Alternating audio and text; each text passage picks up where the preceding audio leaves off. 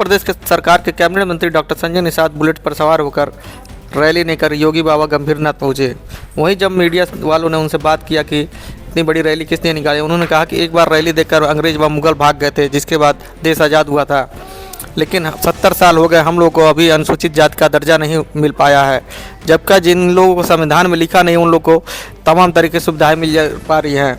उन्होंने कहा कि इसके लिए हम लोग लगातार रेल भी रोक रहे हैं और आंदोलन कर रहे हैं।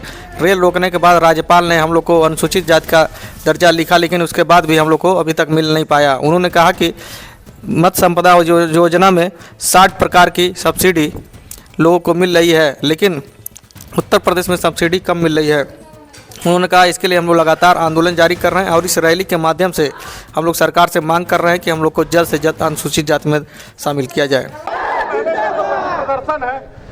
ये क्या आप मायने हैं इसके? एक बार प्रदर्शन किया तो अंग्रेज और मुगल भागे थे, देश आज़ाद हुआ था।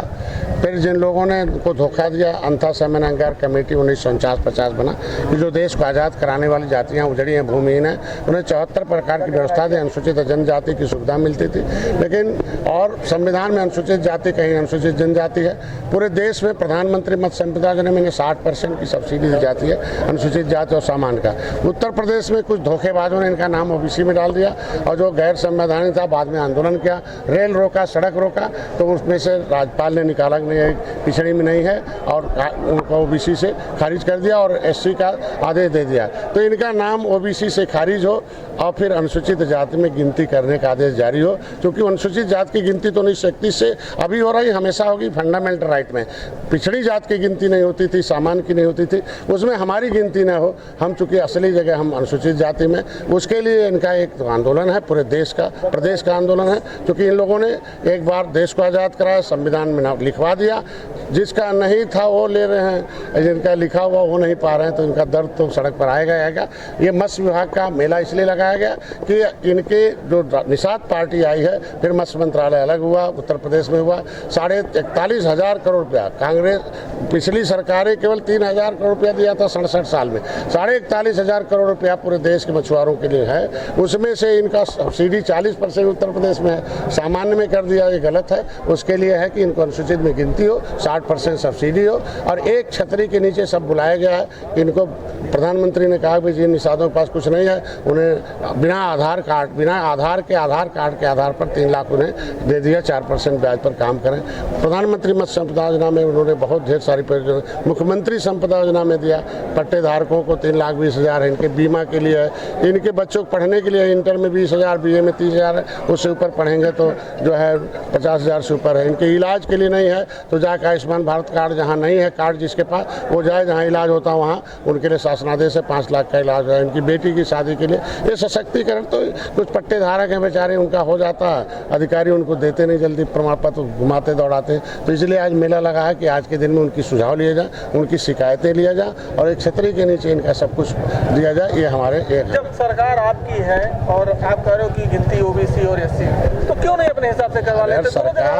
सरकार बीजेपी की है, हम उनके सहयोगी दल हैं एनडीए। तो बच्चा जब तक रोएगा नहीं, दूध भी नहीं पाता, गोद में उन्हीं का पैदा, तो इनको तो अपनी आवाज़ तो करानी पड़ेगी ना। इनके कुछ नेता विभीषण कह रहे नहीं जहाँ वहीं रहने दिया जाए, हम कह रहे हैं वहाँ क्यों रहने दिया भाई?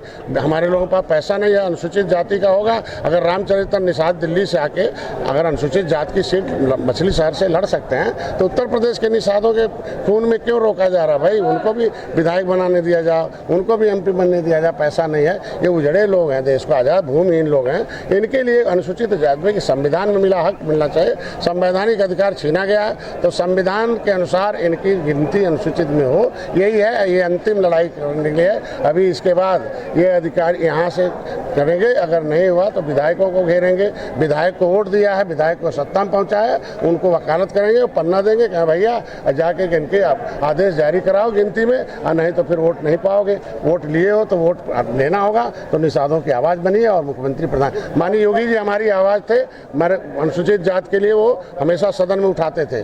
आज के जिस दिन योगी जी बोल देंगे उस दिन सब हो जाएगा। इसीलिए हम लोग इस गोद में हैं। नहीं, कोई नाराज़गी नहीं, हम लोग खुशी हैं, लेकिन हम चाहते हैं कि हम क्यों भाई, हम संविधान में हम अनुसूचित जाति की सीट में 27% में हमारा नाम है, अकेले वो खा रहे हैं। 23% में हमारा नाम है, लेदरमैन खा रहे हैं, हम लोग लटकू राम बने हुए हैं। तो भाजपा लटकाने के लिए थोड़ी आई है, हम लोगों को भटकाने के लिए, हम लोगों को व्यवस्थित करने के लिए आई है और व्यवस्थित हो जाएंगे। क्योंकि 10% अपर कास्ट का आरक्षण लिख दिया, महिलाओं का लिख दिया, ओबीसी के आरक्षण की गिनती नहीं होती तो उसको आदेश जारी कर दिया, और ओबीसी का आरक्षण नहीं, तो इनका लिखा हुआ दे दिया जाए, इसके लिए है, आवाज़ तो बनना पड़ेगा ना।